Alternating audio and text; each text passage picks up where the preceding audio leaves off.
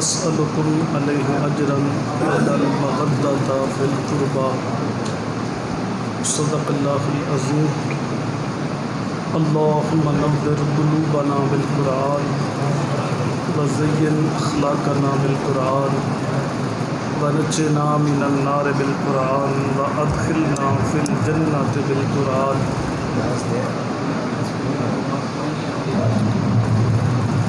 قال الله تبارك وتعالى في شان حبيبه إن الله وملائكته يصلون على النبي يا أيها الذين آمنوا صلوا عليه وسلموا تسليما. السلام عليك يا سيدنا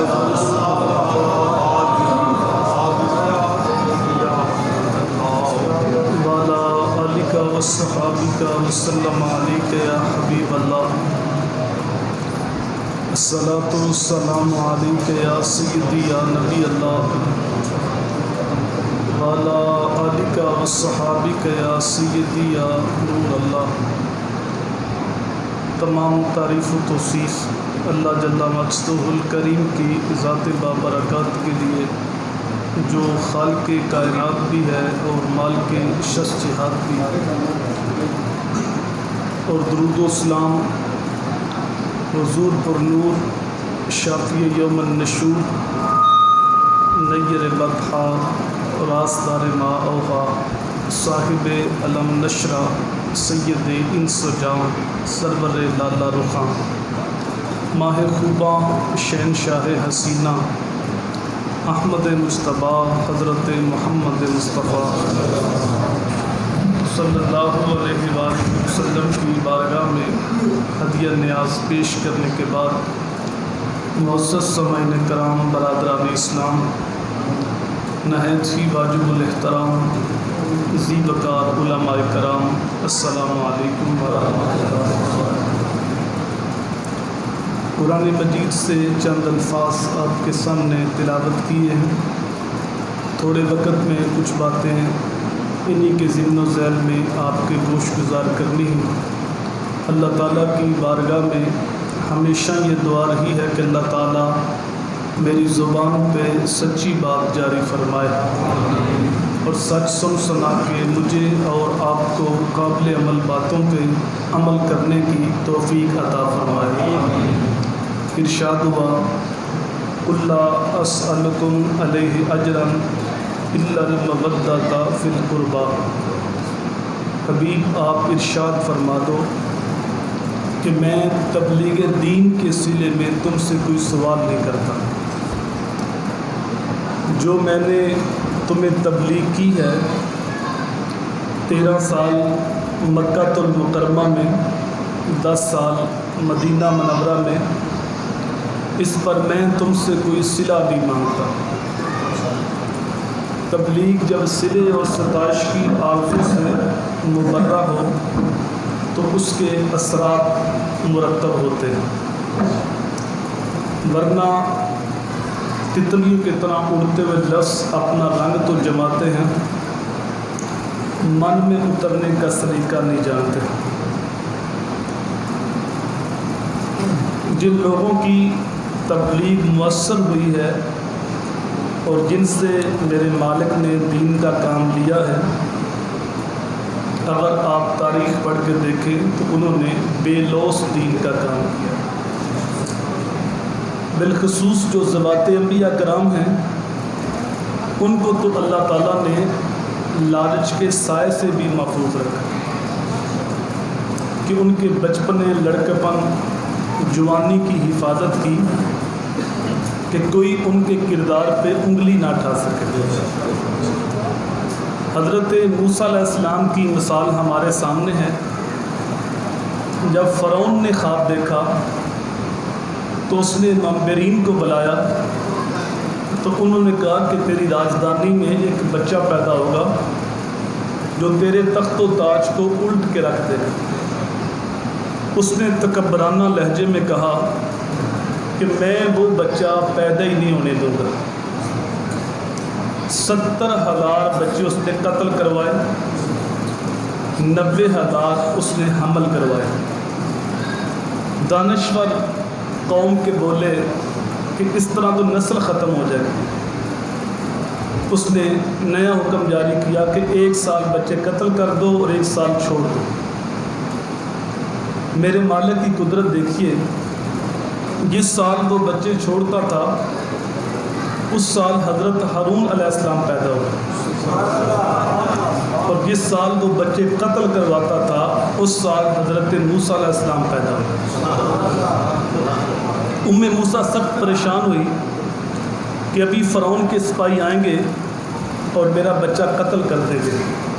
اللہ تعالیٰ نے موسیٰ علیہ السلام کی ماں کو تسلی دی کہ میری بندی پریشان نہیں ہونا، ایک صندوق تیار کرو اور موسیٰ علیہ السلام کو صندوق کے اندر رکھ کے دریائے نیل کی موجوں کے سپرد کر دو، پھر میری قدرت کا تماشا دیکھنا۔ ایک صندوق تیار کیا گیا جس کے بلائی حصے میں سوراخ رکھے گئے تاکہ روشنی اور ہوا کی گزرگاہ رہے۔ جب صندوق کو دریا میں ڈالا گیا، موسیٰ کو تو اللہ کی طرف سے تسلی تھی، وہ تو واپس آ گئی، لیکن موسیٰ علیہ السلام کی جو ہمشیرہ ہے وہ صندوق کے ساتھ ساتھ چلتی۔ بھائی اور بہن کا رشتہ بڑا حساس بھی ہے، بڑا گہرا بھی ہے اور بڑا پیارا بھی ہے۔ قرآن نے اس منظر کو بیان کیا کہ جب صندوق تھوڑا پانی میں ڈوبتا تو بہن کا دل بھی ڈوب جاتا، اور جب صندوق سطح آب پہ آتا تو بہن کے دل کو بھی قرار مل جاتا۔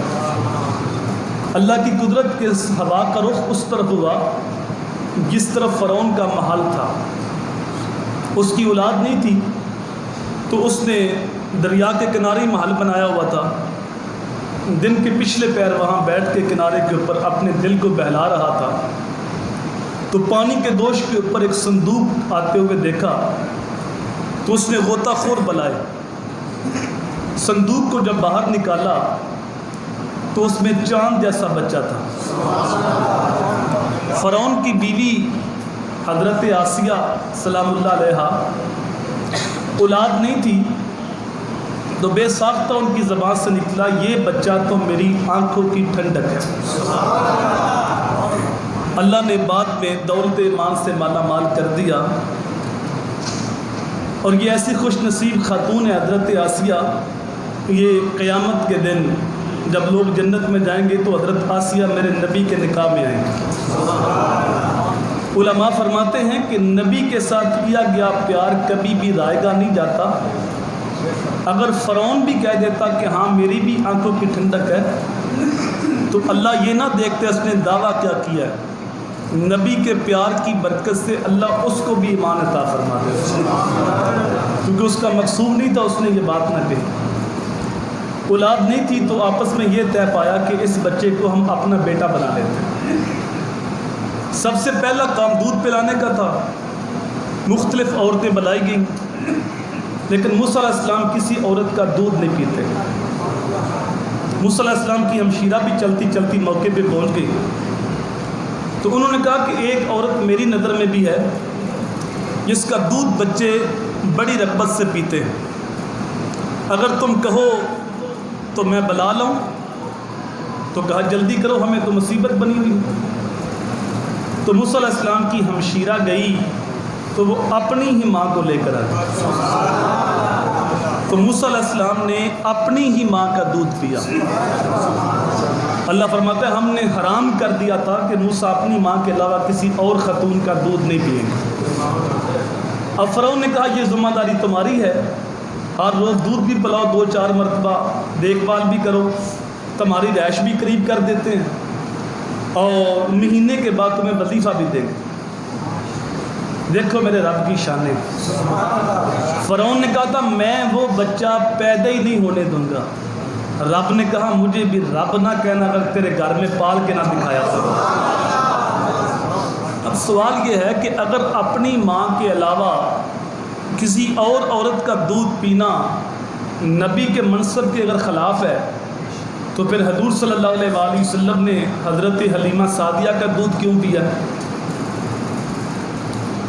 تو بات یہ ہے کہ اپنی ماں کے علاوہ کسی اور خاتون کا دودھ پینے میں کوئی حرج نہیں ہے۔ دودھ تو گائے بکری کا بھی پیا جا سکتا ہے، اصل بات یہ تھی کہ ایک تو موسیٰ علیہ السلام کو ان کی ماں تک پہنچانا تھا، اور دوسرا حضرت عبد المطلب نے حضرت حلیمہ سعدیہ کو پورا معاوضہ دیا تھا جو حضور نے دودھ پیا۔ یہاں ایسی صورت نہیں تھی۔ کل جب موسیٰ علیہ السلام نے جوان ہو کے فرعون کے دربار میں کھڑے ہو کے اللہ کی توحید کا اعلان کرنا تھا، تو فرعون نے ہنس کے یہ بات کرنی تھی کہ دیکھو پلا میرے گھر میں ہے اور آج مجھے عقل سکھا رہے۔ اللہ نے اس کا اہتمام کیا کہ جب فرعون یہ بات کرے تو میرا نبی اس کا منہ توڑ سکے، اور میاں پلا میں تیرے گھر میں ہوں لیکن دودھ میں نے اپنی ماں کا پیا ہے۔ تو جو اپنے گھر سے کھا کے تبلیغ کی جاتی ہے اس کے اثرات اپنے ہوتے ہیں۔ تو ہر نبی نے بے لوث اللہ کی رضا کے لیے ہر قدم اٹھایا۔ میں اگر آپ کے پاس آیا ہوں تو مجھ سے تو پہلے وقت لیا گیا ہے، تشہیر کی گئی ہے، آپ کو دعوت دی گئی ہے، لاؤڈ سپیکر کا اہتمام کیا گیا ہے اور ممبر رکھا گیا ہے، محبتوں سے استقبال کیا ہے، اور اے سی والا ٹھنڈا ماحول ہے، آپ کی آنکھیں بھی میری طرف ہیں، آپ کے کان بھی میری طرف ہیں۔ تو اس ماحول میں تبلیغ کرنا کون سی مشکل ہے؟ آدھا گھنٹہ 2 گھنٹے بھی بولنا پڑے تو کوئی مشکل نہیں، لیکن مشکل اس وقت تھا جب انبیاء کرام نکلتے تو کفار اپنے کانوں میں انگلیاں ڈال لیتے تھے کہ ہم تیری بات کو نہیں سنیں گے، لیکن حوصلہ ہے پیغمبر کا، اللہ کا نبی رک جاتا ہے، اور میاں کبھی تو انگلیاں نکالو گے نا، جب انگلیاں نکالو گے میں پیغام حق سنا کے جاؤں گا۔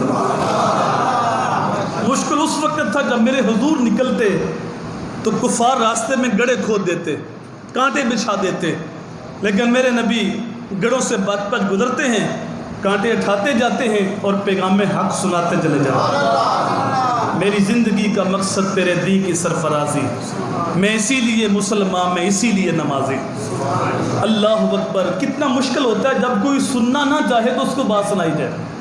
ہم صبح و شام اسی سفر پہ ہوتے ہیں تو کئی جگہ پہ اگر سپیکر ساتھ نہ دے تو طبیعت میں تلخی پیدا ہوتی ہے، بچوں کا شور ہو تو گفتگو کرنا مشکل ہوتی ہے کہ آج گفتگو آپ تک صحیح نہیں پہنچ رہی، بچوں کا شور ہے، توجہ بٹ رہی ہے، لیکن حوصلہ ہے پیغمبر کا۔